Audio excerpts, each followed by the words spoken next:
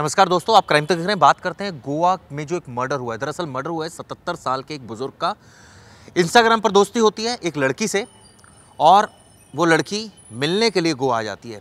खुद नरोत्तम डिल्ले नाम की जो शख्स हैं जिनकी हत्या हुई है, वो लड़की को, उसके बॉयफ्रेंड को और एक और लड़के को रिसीव करते हैं एयरपोर्ट पर। वहाँ से अपने घर लेके जाते हैं, यानी जिस फार्म हाउस में, आलीशान फार्म हाउस में वो रहते हैं, वहाँ पर पार्टी की जाती है और रात में कुछ ऐसी बात हो जाती है जिसकी वजह से हत्याकांड हो जाता है। नरोत्तम डिल्ले मारे जाते हैं और उसके बाद किस तरह से आरोपी पकड़े गए, सारी खबर गोपाल जी भी बताएंगे।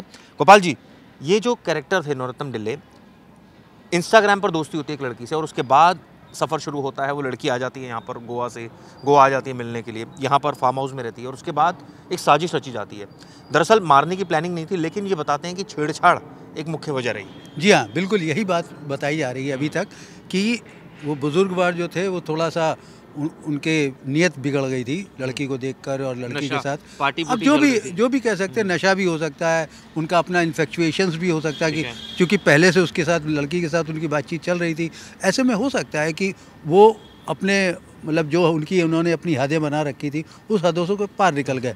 अच्छा, वो अगर अकेले होते तो शायद ये हद मेंटेन भी रह सकती थी, या कह सकते हैं हदों के पार जाने के बाद भी चीज़ें ठीक रह सकती थी, क्योंकि वो लड़की के अपने दोस्त जो साथ में आए थे उनको ये चीज़ नागवार गुजरी, तब उन्होंने इस क्राइम को कमिट किया। बेसिकली वो जो पकड़े गए हैं और जिनके बारे में बताया जा रहा, वो कोई क्रिमिनल बैकग्राउंड किसी का नहीं है। बस उनके हाथों, चूँकि शायद हो सकता है वो पनिश करना चाहते हैं बुजुर्गवार को, और उस चक्कर में वो उनकी मार या उनका थ्रेश वो नहीं झेल पाए और वो मतलब मारे गए। मगर इस पूरे कांड में दो चीज़ें बड़ी इम्पोर्टेंट हैं। एक तो ये कि जिस तरीके से उन्होंने इस पूरे मामले को छुपाने की कोशिश की, वो बहुत इम्पोर्टेंट है। दूसरा कि गोवा पुलिस ने जिस तरह से इनको भी ट्रैप किया है, हालांकि मुंबई पुलिस ने ट्रैप किया, गोवा पुलिस ने इन्फॉर्मेशन दी थी और मुंबई पुलिस ने, नवी मुंबई पुलिस की मदद से इन लोगों को पकड़ा गया। और सबसे बड़ी बात है, ये लोग भी गोवा सीमा से बाहर पकड़े गए हैं, ये गोवा के अंदर नहीं पकड़े गए हैं। और इत्तेफाक देखिए कि सारी जो व्यवस्था थी, वो एक टैक्सी जो कैब है, वहाँ पे गोवा में कैब ऐसी मिलती हैं जिनको रेजिडेंशियल कैब्स कहते हैं। वो कैब्स को आप गोवा में तो चला सकते हैं, पर्सनल आप खुद ड्राइव करके आप गोवा के अंदर चला सकते हैं, गोवा से बाहर नहीं ले जा सकते।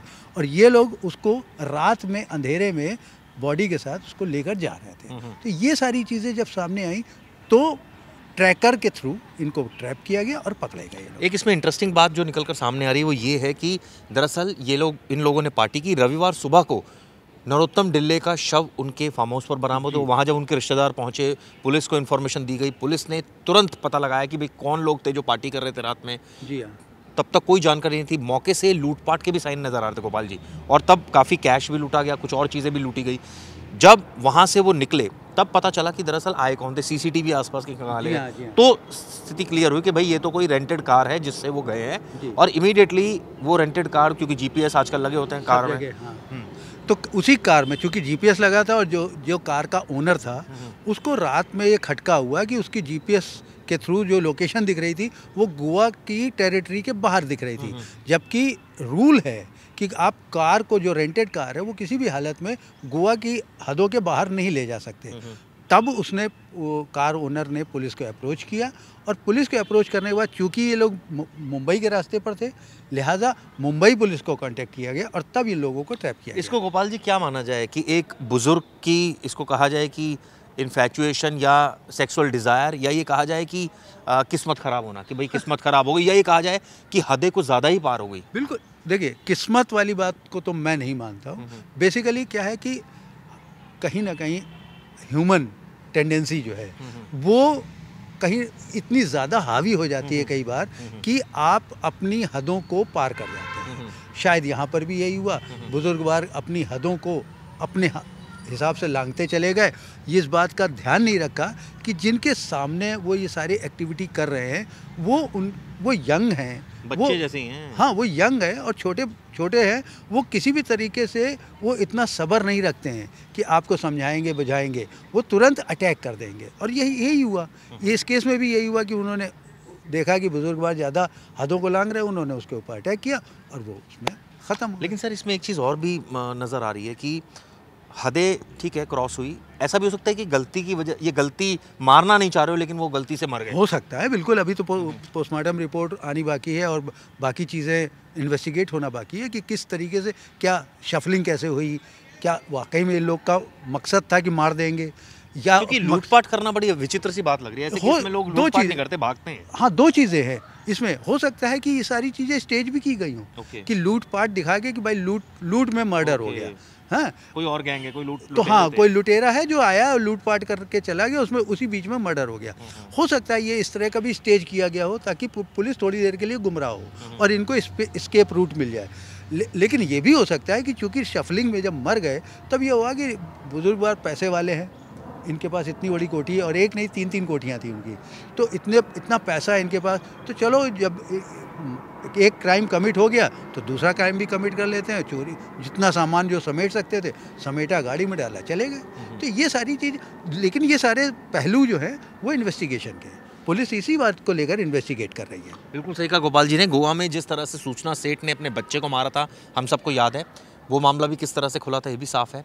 अब इस मामले में गोवा पुलिस की फिर तारीफ करनी चाहिए गोपाल जी, क्योंकि अब पुलिस ने एक अच्छा केस क्रैक किया है जिसमें जो नरोत्तम डिल्ले थे जिनका हत्या की गई थी और बेरहमी से हत्या की गई थी, इंस्टा पर दोस्ती सर, बड़ी विचित्र सी बात है ना। वैसे आजकल ये बहुत तेज़ी से चलन बढ़ा है, लोग सोशल मीडिया के ज़रिए बहुत जल्दी एक दूसरे के दोस्त बनने की कस्में खाने लगते हैं, दिखाने लगते हैं कि हम आपके बहुत नज़दीक आ गए, और वहीं पे उनसे गलतियां होनी शुरू हो जाती हैं। तो एक्सपर्ट सर ऐसे मामलों में कहते हैं कि कई बार ऐसा भी होता है, मैं हालांकि देखो इसको जस्टिफाइड नहीं कर रहा, क्योंकि किसी के साथ अगर बदतमीजी आप कर रहे हैं तो आपको सबक मिलेगा उसका। अब सवाल ये उठ रहा है कि कई बार लोग नशे में भी ऐसा कर देते हैं, तो कहते हैं चल यार नशे में रहा होगा, कर दिया, कोई बात नहीं। कई मैंने देखा है ऐसी भी केसेस देखे जिसमें लड़कियों ने माफ़ कर दिया है कि चलो कोई बात नहीं, नशे में था, नोइंग द फैक्ट कि भाई उसका हिस्ट्री कैसी है उस आदमी की, कि भाई ऐसा तो नहीं हैबिचुअल है वो आदमी ऐसा करने का। लेकिन कई केसेस में हमने देखा है कि लोग एग्रेसिव भी हो जाते हैं कि भाई आपने एकदम ऑफेंड, मतलब वो डिफेंसिव मोड में नहीं होते, ऑफेंड कर देते हैं इस तरह की। तो ये इस तरह की चीज़ें भी सर देखने में आई है, बहुत होता है, और ये पर्सन टू पर्सन वेरी करता है कि आपकी बर्दाश्त की क्षमता कितनी है। सही बात है। आप कितनी चीज़ों को टॉलरेट कर सकते हैं, किन चीज़ों को आप इग्नोर कर सकते हैं। तो ये सारी चीज़ें पर्सन टू पर्सन वेरी करती हैं। अब उस लड़की ने क्या प्लान के तहत अपने दोस्तों को साथ में लेकर आई? अगर हम दोस्ती की बात करें और बुजुर्ग के साथ उसका अगर चैटिंग चल रही थी, दोस्ती चल रही थी और उसमें कस्में वादे चल रहे थे, तो ऐसे में ये भी हो सकता है कि उस लड़की ने कुछ अपना प्लान किया हो कि हम जाएंगे और बुजुर्ग को कंट्रोल कर लेंगे, मैन हैंडलिंग कर लेंगे, क्योंकि वो अकेले। अगर इसको इस सेंस में भी गोपाल जी देखा जाए कि कोई प्लान नहीं था, चलो एक बुजुर्ग हमें बुला रहा है, उसके पास पैसा बहुत है, चलो पार्टी करने चलते हैं, एंजॉय करेंगे, पैसे तो वही देगा, अपना ऐश करके आ जाएंगे 4-5। आप बिल्कुल सही कह रहे हो, ये भी एक आइडिया हो सकता है। लेकिन अब ये आइडिया कितना रियल है ये तो अब फर्क नहीं पड़ता, क्योंकि अब तो हत्या हो गई। अब हत्या हुई है तो क्रिमिनल है, अभी इन लोगों ने क्राइम कमिट कर ही लिया है, तो ऐसे में इन लोग को सज़ा तो मिलेगी और पुलिस सज़ा दिला के रहेगी। और इस बात में अभी आपने थोड़ी देर पहले जो कहा था गोवा पुलिस की तारीफ़ करनी चाहिए, तो वो वाकई में तारीफ़ की बात है। सर इसमें दो चीज़ें और भी हैं। एक चीज़ वो कि आपके दिमाग में एक सर्टेन एज के बाद इस तरह की सेक्सुअल फीलिंग आना, ये सर इसको किस तरह से देखेंगे, पहली बात। दूसरी बात, किसी ने ऐसा क्राइम कर दिया तो उसको it can be avoided, it can be you can go and file an FIR, दोनों चीज़ें। बिल्कुल, लेकिन आप जो ह्यूमन डिज़ायर की बात आप कर रहे हैं, ह्यूमन टेंडेंसी की जो बात आप कर रहे हैं, उसका कोई क्राइटेरिया नहीं है, उसका एज क्राइटेरिया से बिल्कुल कोई मतलब नाता नहीं है। वो हर आदमी की अपनी नीड, अपनी ज़रूरत और उसका एनवायरनमेंट, अगर उसको उन सारी चीज़ों की अगर पूर्ति नहीं हो पा रही है तो निश्चित रूप से वो अपने लिए एफर्ट करेगा किसी भी तरीके से। तो ऐसे में हो सकता है कि दूसरे में ये अवॉइड करना चाहिए या एक्शन लेना चाहिए। किस बात के लिए? लड़की अगर लड़की के साथ नहीं, ऐसे में मुझे लगता है, मेरा अपना मानना है कि लड़की को किसी भी सूरत में, किसी भी तरीके से ऐसे किसी भी अटैक या किसी भी इस तरह के एफर्ट को किसी भी सूरत में अवॉइड नहीं करना चाहिए। उसके लिए आवाज़ तो रेज करनी ही चाहिए, लेकिन फिजिकल नहीं होना कि किसी को पीट। बिल्कुल ऑब्वियसली भाई, मैन हैंडलिंग नहीं करिए, लेकिन आप कम से कम वॉइस तो रेज कर सकते हैं। बिल्कुल सही कहा गोपाल जी ने। ये वीडियो आपको दोस्तों कैसे लगी जरूर बताइएगा। Thank you.